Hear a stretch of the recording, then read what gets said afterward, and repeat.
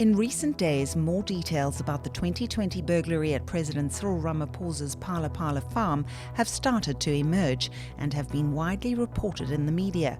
This week, News 24 published an exclusive investigation about the alleged theft of millions in cash, which sheds more light on exactly what took place. Against this backdrop, political pressure continues to mount against the president.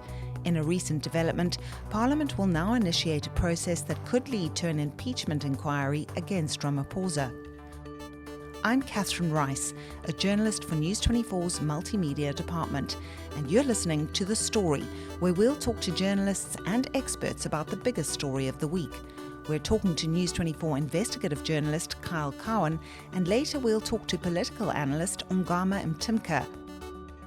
Earlier this week, News 24 published your exclusive article on the Phala Phala saga. Tell us about the new details you've uncovered. When news about the burglary at President Cyril Ramaphosa's farm first emerged in early June this year, it was speculated that between $4 and $6 million had been stolen. What I've been able to establish is that the president has now told the public protector that an amount close to $600,000 in cash was taken. He's also given the identity of the person who the money came from, that the transaction related to the sale of one buffalo, and my information is at least that the person who did buy this buffalo is from Dubai. Now, we don't know the name of the person as yet, unfortunately, and it's something that I think will become very important later on when we try and establish whether, this transaction was above board. But what we've also managed to establish is that $600,000 or roughly, 9 million rand at that time in February 2020 is not an outlandish price for the right kind of buffalo, according to some experts that we spoke to. So it's really starting to, I think, inject a sense of proportion and facts into this whole story around this burglary. But Carl, there have also been some questions about how and when former spy boss Arthur Fraser got hold of information about the burglary. Can you comment on both the content and timing of his allegations? Well, let me start with the timing. Of course, the timing is very, very interesting. He opens this criminal case just before news breaks that the president has suspended Public Protector Busisiwe Mkhwebane. He also opens this criminal case 2 years after the fact, and at least, 2 years into, I think, a lot of people knowing about the burglary, including, I suspect, Mr. Fraser. And the reason why it is done in 2022 is, of course, that in December of this year, there's going to be an ANC elective conference where President Ramaphosa will again stand to be elected as president of the ANC, which, because of their majority vote, automatically translates into him, holding on to the state presidency. So the timing is curious. And why I say that is because News 24 and Amabungani have also previously reported about these links between the now suspended Public Protector Advocate Mkhwebane and Mr. Fraser, how they worked together previously at the Department of Home Affairs, how Advocate Mkhwebane was drafted into the SSA shortly before she became the Public Protector. And now what we're seeing in Parliament is that, during her impeachment inquiry, is that there are more details emerging of Mr. Fraser, even speaking directly to security staff at the Office of the Public Protector, and also having meetings with Advocate Mkhwebane around, that report, the ABSA CX report, in which she recommended that the Reserve Bank's mandate be amended by Parliament. So it's really interesting to note that when one of Mr. Fraser's perceived allies was under threat, and in an ANC election year, that this information would come to light. Kyle, this whole saga could be turning public opinion against Ramaphosa. What impact, if any, do you think this will have on his future as president? So it's obviously severely embarrassing for the president. I think that he would much rather have preferred that none of this ever became public knowledge. He is a man of enormous wealth in a country that has high levels of poverty, for historic and for current reasons. And he has in the past apologized for bidding, at one of these game auctions, he bid 18 million rand on a pregnant buffalo cow that he got outbid for, but at the end of the day, it was still seen as largesse. He's a billionaire on paper at least, and it's not a good look for someone who claims to be representing the poor and the downtrodden, and in a country that has a very particular problem with poverty. So the effect is, of course, enormously embarrassing. Politically, his enemies are going to try and get as much mileage out of this. And I'm not just talking about opposition parties. There are people within his own ANC party who are going to try and use this to either force him to step aside or to pursue criminal or civil investigations that will try and find him culpable in some way or another of breaking the law or of acting unethically, and use that as a pretext to try and get rid of him. It's all very much a political power struggle. But at the same time, people who are close to the president and are close to his efforts for re-election seem quietly confident, in conversations that I've had with them, anonymously, because they obviously cannot speak. It doesn't look like they're too worried at the moment, but I think that they may be misreading the situation. I think this is going to become a far bigger thorn in the president's side than they realize. But he's not going to give up without a fight, I don't think. And it certainly appears he will challenge the now suspended public protector's investigation in terms of its jurisdiction. Can you explain what that will hinge on? Yes, so it's a legal technicality. So in the Public Protector Act, if someone comes to the public protector with a complaint about something that happened more than 2 years prior, the public protector has to, at the outset, before they even decide to start the investigation or anything like that, establish what is called special circumstances. The public protector has to effectively provide rational, logical, and defendable reasons why, the public protector believes that this investigation should continue. Now, my understanding is of course, that, the burglary occurred in February of 2020. The complaints were laid sometime in late June or early July of 2022. So it misses the 2-year mark by a couple of months. And the real problem that the Office of the Public Protector is going to have is there's a precedent where the High Court in 2019, on another public protector matter, it was a review application that was brought by the Department of Public Enterprises Minister Pravin Gordhan. And they specifically challenged special circumstances. And Advocate Mkhwebane and her office were unable to provide rational, solid reasons, rational in terms of legality, for why they thought the investigation should go ahead. So it's going to be a really difficult dance. And now, of course, Advocate Mkhwebane has been suspended. And the problem that the acting public protector has, Advocate Koleka Galeka, is that she has to rely on her predecessor's decisions from before she even became the acting public protector. It's going to be a really difficult investigation for them, I think, even if there are real reasons for the president to be concerned. But Carl, there are numerous investigations into this issue in addition to the public protector investigation. What are these probes and what will they be looking at? So as you mentioned, the public protector investigation, that one is looking into whether or not the president violated the Executive Members Ethics Act. There's a code that goes with that act that sort of, regulates what members of the executive can and cannot do. There's a real problem with the Executive Members Ethics Act, however, and this has been a debate for about 10 years with the previous public protector raising this issue, as long as 10 years ago, is that the president is effectively the person who the public protector has to report to if there are violations of the EMEA. So there's been a strong push for the act to be amended by Parliament, and it's now sitting under the purview of the Minister of Justice. So it's going to be really interesting to see what happens there.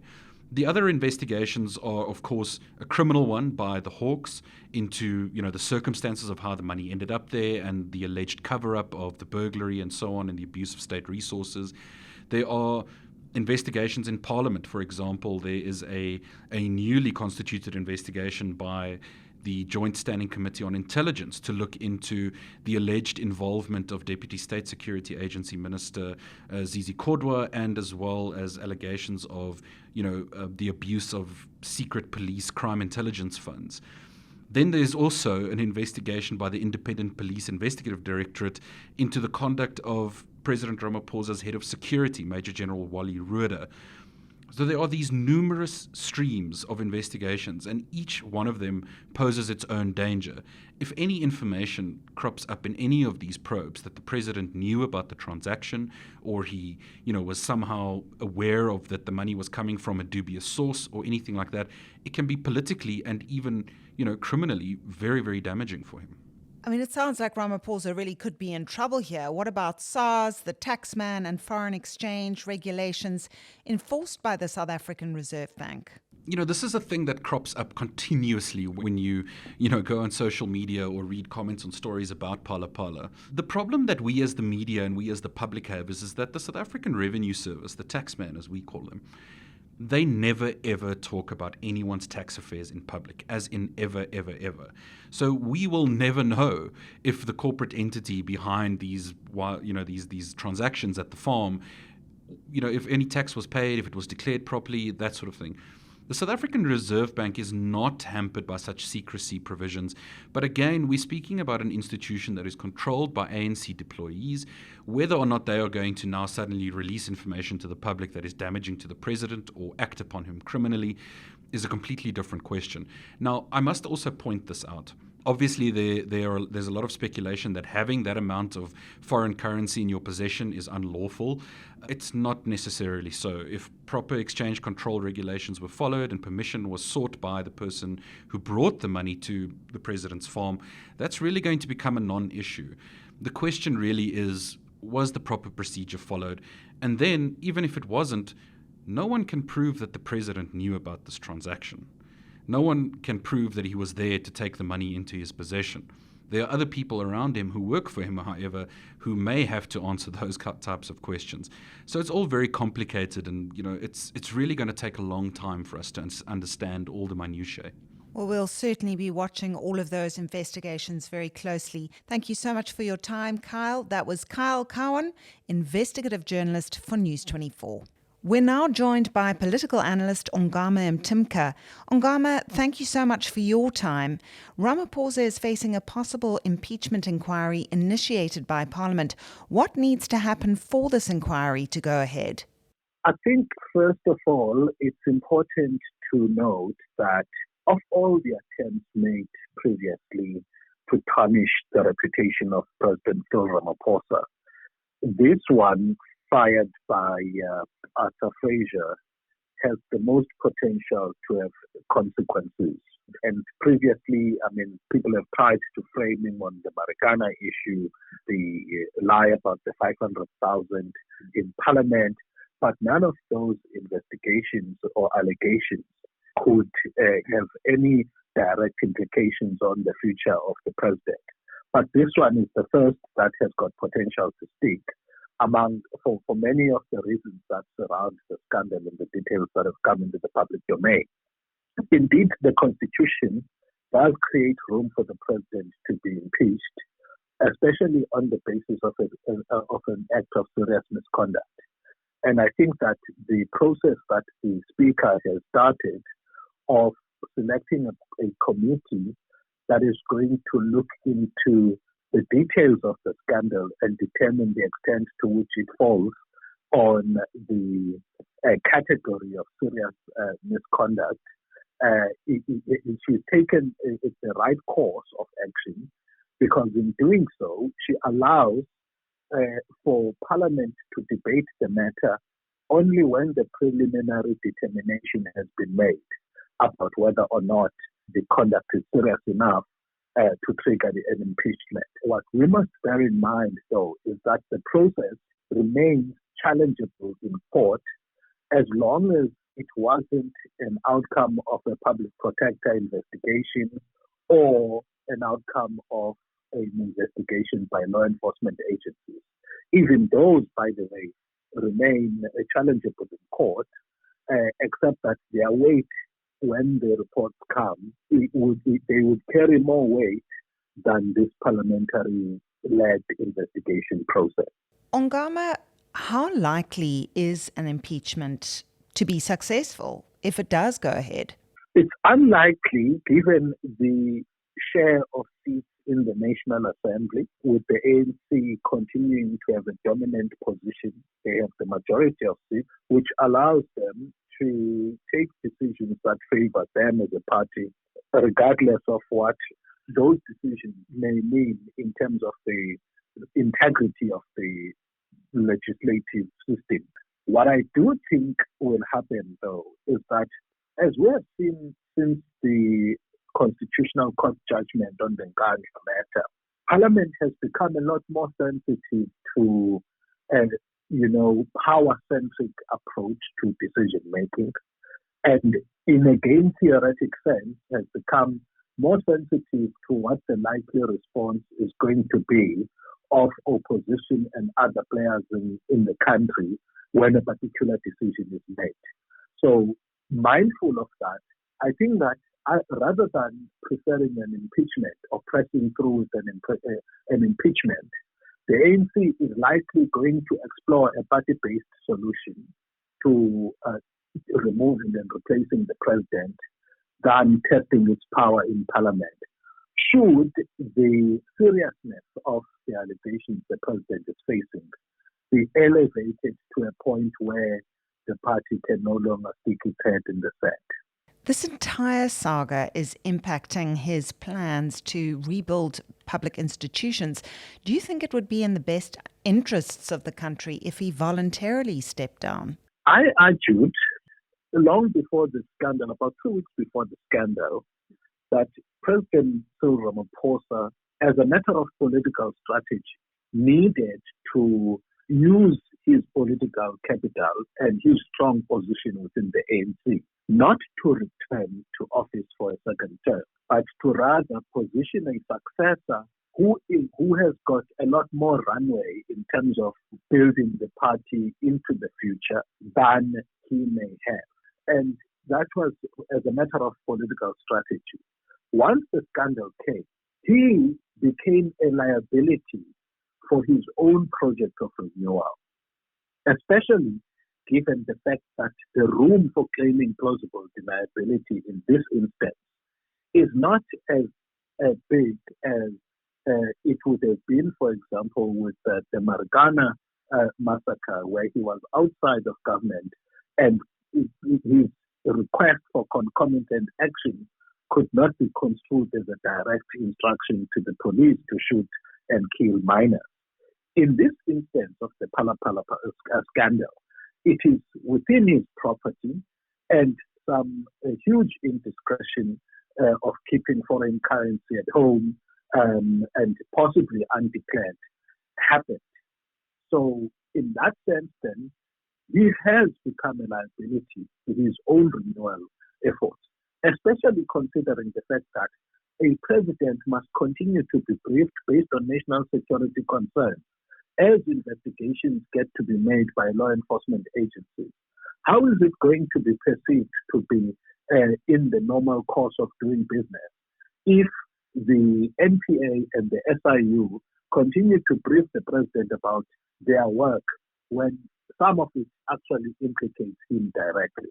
It's not a desirable situation. But the challenge in South Africa is that we have dropped the bar so low when it comes to expectations from politicians on a moral and ethical basis, to the extent that politicians hide behind legality and judicial processes in order to determine whether or not they fall on their swords.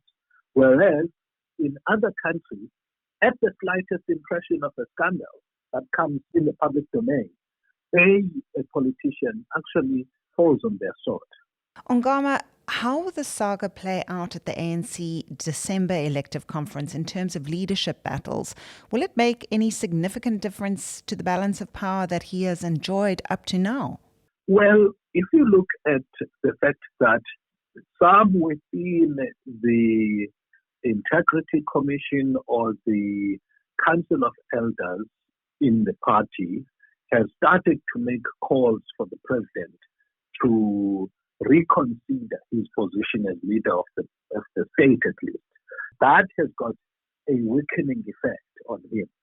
However, in the politics of the ANC, scandal has served almost like a reverse psychology phenomenon to boost a president instead of weakening them fundamentally. And that's because the political culture of the party has been forced into cliques and personality cults, rather than the values-based party that it had been and it strived to be during the times of the liberation struggle. Indeed. Well, thank you so much for those thoughts and insights. That was political analyst Ongama Mtimka. That's all we have time for this week. I'm Catherine Rice. Join us again next week for The Story.